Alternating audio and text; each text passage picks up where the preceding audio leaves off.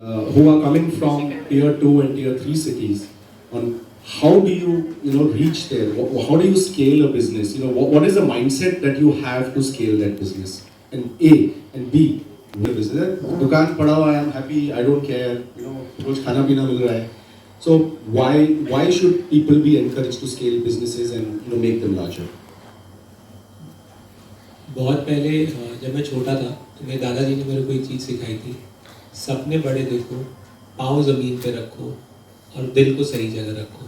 तो हर छोटे शहर से जो बच्चा निकल रहा है, जिसका मन है एक एंटरप्रेन्योर बनने का आज के दिन में, उसको यही बोलूँगा, सपनों को बड़ा नहीं विराट देखो, दिल को सही जगह रखो और जी तोड़ मेहनत करो. सक्सेस का इसके अलावा और कोई भी मंत्र नहीं होता. मतलब कोई आपको कुछ भी बोल दे, आपके पास कोई फैंसी डिग्री होने की ज़रूरत नहीं है, करोड़ों रुपए होने की ज़रूरत नहीं होती. अगर आपका सोच विराट है तो आप कुछ भी कर सकते हो. और भारत देश में से कई एग्जाम्पल्स हैं. आप आज के दिन इस स्टेज पे जितने भी लोग बैठे हुए हैं, हम सबके सपने बड़े थे, विराट थे, और हम सब छोटे फैमिली से आए थे. बट हम सबका ये था कि हम मेहनत और लगन के साथ काम करेंगे. And you look at the Flipkart founders, you look at the OYO founders, all of them have made it big. दूसरा मेरा मानना है कि एक बिजनेस बड़ा इसलिए बनाना चाहिए बिकॉज एक एंटरप्रेन्योर को भगवान ने ये गिफ्ट दिया है that you can create a difference to millions of lives. I am not talking about hundreds और thousands.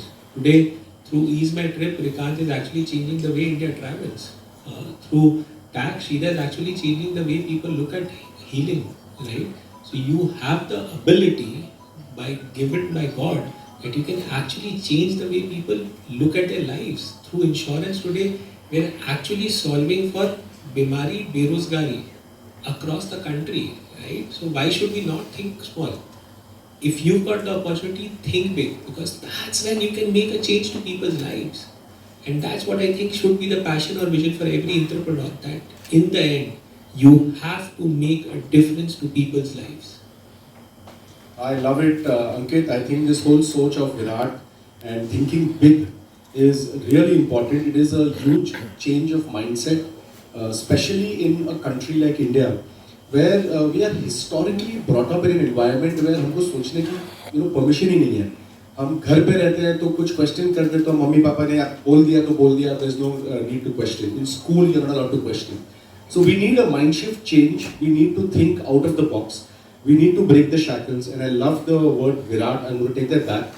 Virat socho, Virat dekho. So thank you, Ankit. Very well said. Really appreciate it. Talking about Virat, we have our next, not Virat Kohli, but Rikant Krithi. They're in an industry where, half the people after Make My Trip and being there and Goa Group being there and Yatra being there, सोचते हैं छोड़ो यार ये industry, इसमें कुछ दाल नहीं पकने वाला है हमारा. We've got three majors who, captured the market completely. और हम तो यार, we are just a startup, we are trying to start up in this space now. It takes a lots of guts to do that, and more than guts, half the people would even think यार मेरे तो पैसे डूब जाएंगे अगर मैं इधर लगाऊंगा अभी तो. Travel is something which there cannot be much of differentiation between players. There's not much of disruption that you can do within that space. But yet, Rikant and Ease My Trip today, Rikant has built Ease My Trip to be the second largest travel company in India. Outstanding, Rikant, in such a space where you couldn't have done something crazily different. The competition was heavy like hell, funded like hell, bootstrap company, building something, and I'm sure, Rikant, you will be India's #1 travel company very, very soon. So let us know, what did you do differently at Ease My Trip to, reach where you are today? Thank you so much, Abhishek, for giving my introduction and also informing everyone over here that we are actually going to be India's leading company very soon. But we don't even look India as a destination for us. We look the global stage. We would want to be the world's largest and the best and the most successful online travel company.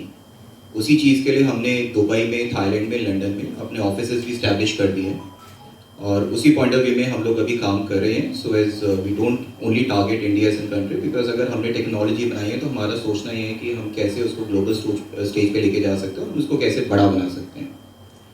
Coming back to question that कि industry बहुत crowded है, बहुत सारे लोग funded थे, they have been doing wonders and सब लोग डरते थे कि इस इंडस्ट्री में कैसे आया जाए। तो मैं बताना चाहूँगा कि मैंने तो बिजनेस स्टार्ट करा था as an small travel agent. तो at the age of 16 I started my company along with my brothers. So we are like Prashant who is my eldest brother, then Ishant and then me Rikant. So हमने start करा और तो हमने देखा कि problem क्या है, मतलब that is something which I have generally analysed कि प्रॉब्लम समझना बहुत ज़रूरी है।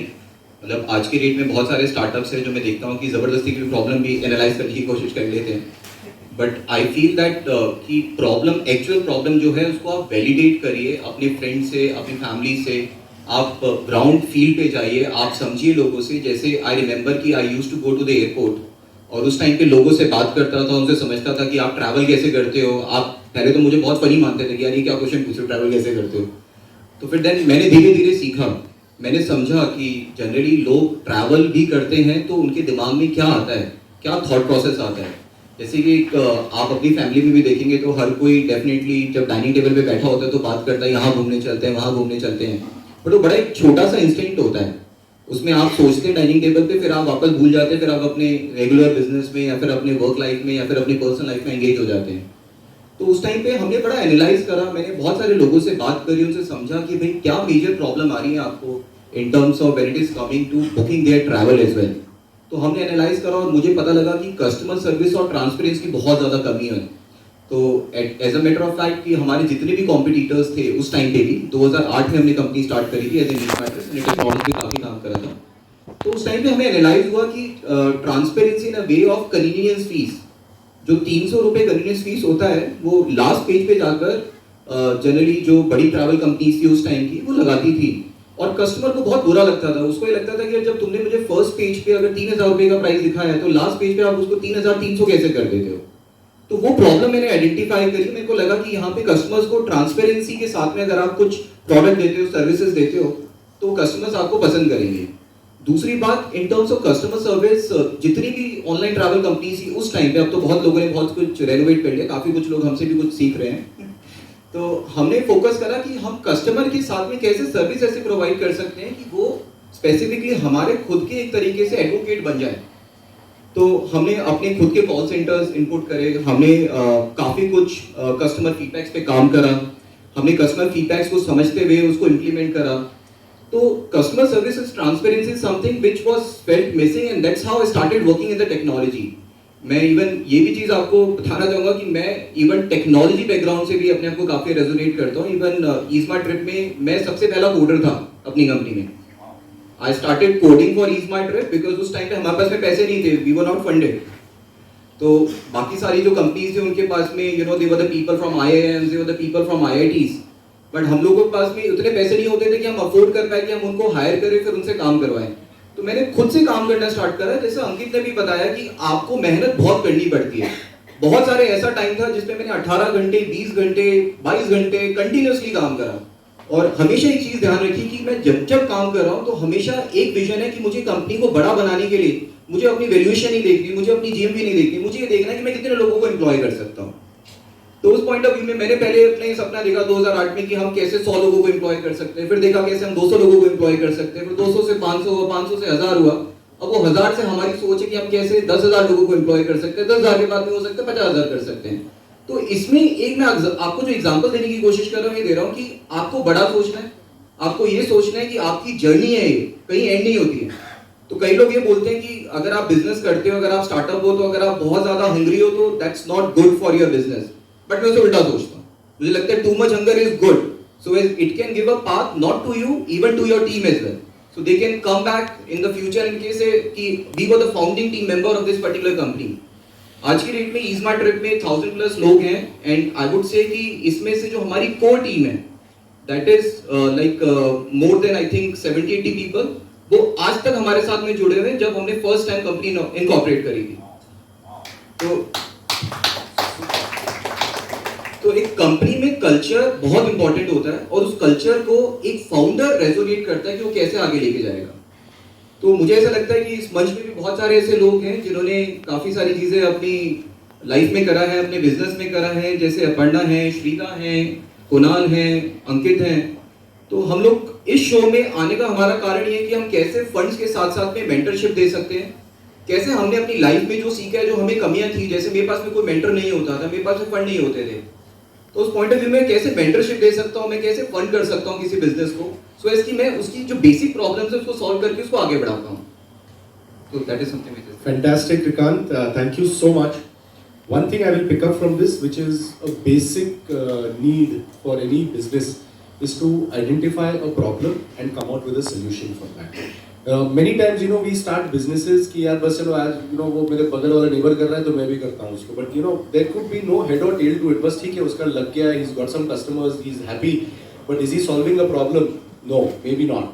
So I do believe strongly that it is very important to, identify a problem. There are thousands of problems. Everything, you will find a good problem, a solvable problem. And more importantly, that problem obviously has to be a problem of mass. It cannot be a problem of just 15-20 जन problem है तो यार धंधा नहीं चालू होता है उसमें. It has to be a problem of mass. Thank you so much, Rikant, for your thoughts on this. And I'm sure you'll be a lovely mentor to all the participants that appear on our show. And looking forward to your continued support for Indian Angels. Next we have Shrida. Shrida has been there, done that. She has, what an amazing journey she's had. She's worked at a McDonald's, and from there she has built a company called the Ayurveda Company. After working at a McDonald's behind the counter, today she employs over 1,000 people. Hats off to you, Shrida. Really amazing. What an achievement. What a journey. What I want to know is that what motivated you to, become an entrepreneur? Now this is a very big question. I think I am a person like that who likes to solve problems, and I firmly believe कि जब तक मेरे पास मेरे हाथ पैर हैं, खुदा ना खास्ता कभी एक्सीडेंट वगैरह हो गया तो बात अलग है, बट जब तक हाथ पैर है और दिमाग है तब तक हम कुछ भी कर सकते हैं, कुछ भी कर सकते हैं. तो इंसान अगर ज़िद्दी हो जाए कि उसको अपनी सिचुएशंस चेंज करनी है, इंसान अगर ये सोच ले कि ये जो मेरे आसपास है ये मुझे डिफाइन नहीं करेगा, जो मेरे अंदर है और जो मेरे हाथ पैर का एक्शन है वो डिफाइन करेगा, तो कुछ भी अचीव करा जा सकता है. एंटरप्रेन्योरियल जर्नी मेरी शुरू हुई एक स्किन, आज ही मुझे बहुत अच्छा लग रहा था, मुझे बहुत सारे मेरी स्किन के लिए कॉम्प्लीमेंट्स मिल रहे थे, बट मेरी स्किन ऐसी नहीं दिखती थी. एंड एक बहुत बड़ी प्रॉब्लम, जब मैंने अपना करियर शुरू करा, मेरे फैमिली में कुछ डिस्टर्ब बैकग्राउंड्स थे, करियर शुरू करा, वो प्रॉब्लम्स और बढ़ी, पेरेंट्स इवेंचुअली सेपरेट हुए, बहुत स्ट्रेस था. तो इस स्ट्रेस भरी लाइफस्टाइल से एक अक्यूट स्किन एलर्जी हो गई जिसका नाम है अर्टिकेरिया, जिसको हाइव्स बोलते हैं. और 3.5-4 साल तक बाकी सबकी प्रॉब्लम सॉल्व कर रही थी, लाइफ में ग्रो कर रही थी, कॉर्पोरेट में हर कुछ महीनों पे, साल में प्रमोशन भी मिल रहा था. लेकिन जब शादी होने आई तो मम्मा ने कहा कि यार सारी प्रॉब्लम्स तो सॉल्व कर रही हो पूरी दुनिया की, घर को भी अब मम्मी और अपने दोनों भाइयों को भी एक अच्छी लाइफस्टाइल दे रही हो, अपनी प्रॉब्लम कब सॉल्व करोगी और लॉन्ग टर्म के लिए कब सॉल्व करोगी. तो तब मैंने आयुर्वेदा का रूट अपनाया. एंड जो 3.5-4 साल से मैं दिन में 2-2, 3-3 सिट्राजिन एलेग्रा खा के अपनी एलर्जी को दबा रही थी, मैंने सोचा कि इसको हमेशा के लिए जड़ से हटाते हैं. आयुर्वेदा से एर्नाकुलम केरला में एक डॉक्टर मिली और उन्होंने 6 महीने में मेरी प्रॉब्लम का रेजोल्यूशन दे दिया. मुझे समझ में आया कि यार जिस चीज़ को मैं इतना कॉम्प्लिकेट कर रही हूँ ना, वो बहुत सिंपल है. पित्त दोष बढ़ा हुआ है, लाइफस्टाइल स्ट्रेस, तो स्ट्रेस तो कम हो नहीं सकता, लाइफस्टाइल में कुछ चेंजेस कर लेते हैं, इसको अच्छे से सॉल्व करते हैं. एंड इवेंचुअली वो जो ड्रीम था कि मेरे जैसे ऐसे बहुत सारे लोग हैं जो आयुर्वेदा को चाहते तो हैं कि वो यूज़ करें, बट आयुर्वेदा बहुत कम्बरसम या बहुत ही ओल्ड फैशन, बहुत ही ऑर्थोडॉक्स टाइप पोजिशनड है, या फिर इतना महंगा है कि हम अफोर्ड नहीं कर सकते. तो उस प्रॉब्लम को आइडेंटिफाई करा एंड आयुर्वेदा ऐसा बनाया कि आपके मेरे जैसे लोग जो कि 15 से लेकर 35-40 साल तक की एज ग्रुप में हैं, वो आयुर्वेदा को अपनी फर्स्ट चॉइस लें. और जैसे आज से कुछ साल पहले तक इंडिया इन इंडियनिज्म, मतलब इंडियन अगर आपको कोई बोले ना तो बहुत प्राइड वाली फीलिंग नहीं आती थी, वो रिसेंट फिनोमेना है. क्योंकि आज इंडियंस पूरी दुनिया में अलग अलग प्लेटफॉर्म पे जाके नाम रोशन कर रहे हैं. वो जो ट्रांसफॉर्मेशन है ना, वो आयुर्वेदा का मुझे लगता है अभी होना बचा हुआ है. आज तक आयुर्वेदा हमारे दिल से इतना करीब है, हमारी ज़मीन से इतना करीब है, लेकिन अभी वो सेंस ऑफ प्राइड नहीं आया.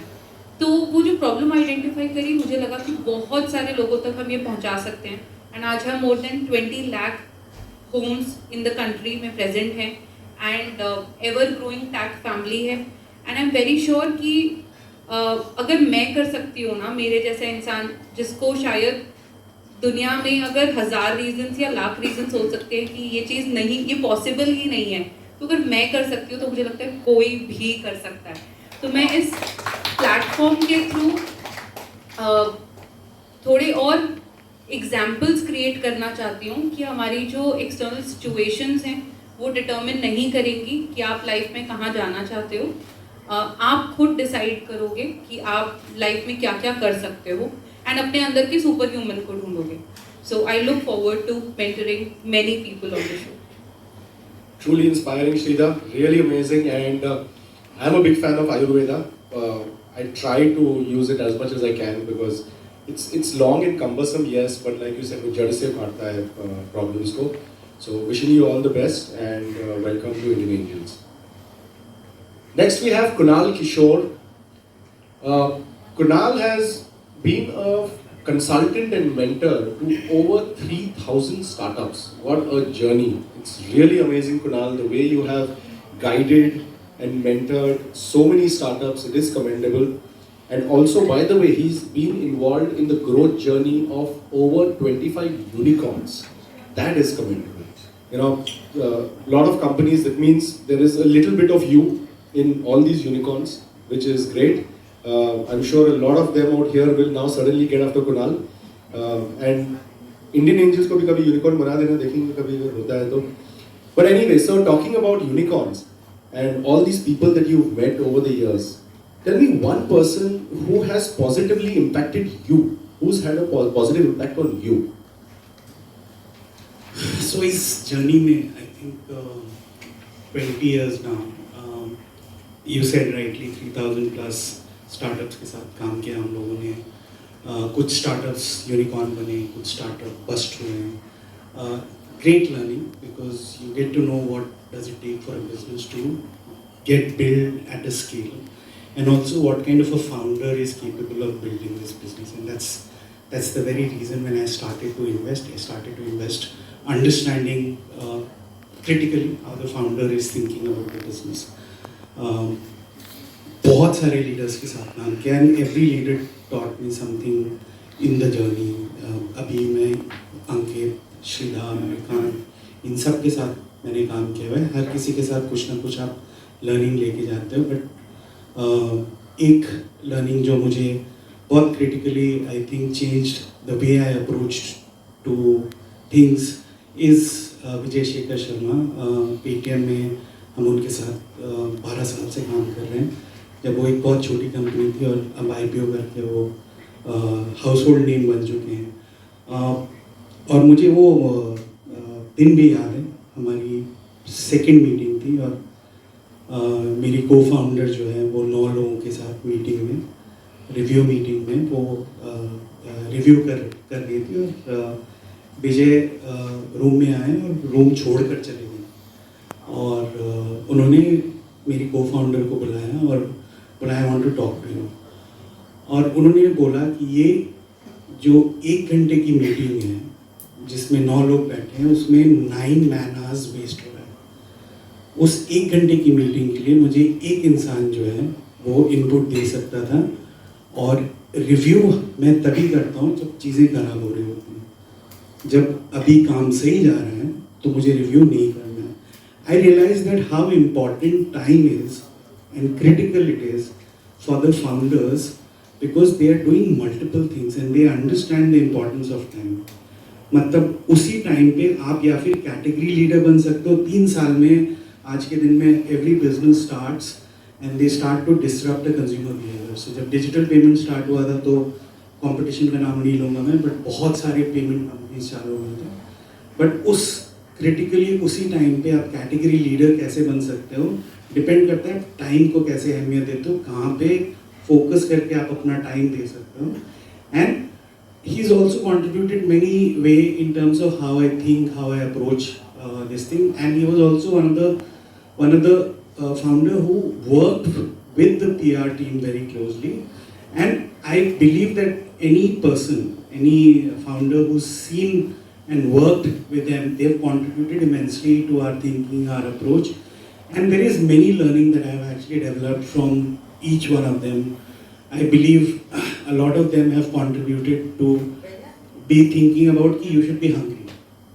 मतलब आपको छोटे टाइम में जल्दी अचीव करना है तो आपको हंग्री होना पड़ेगा, बट जल्दी अचीव करने का मतलब ये नहीं कि आप एक स्प्रिंट दौड़ रहे हो.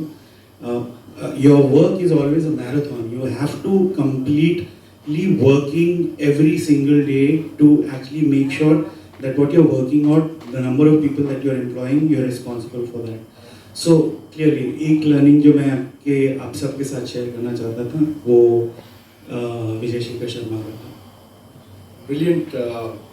Well said, Kunal. Time is something which most of us don't value, but it is actually one of the most important things, because एक बार जब time गया तो गया, it's never going to come back. So we need to value not only our time, but and respect. We also need to respect the time of others.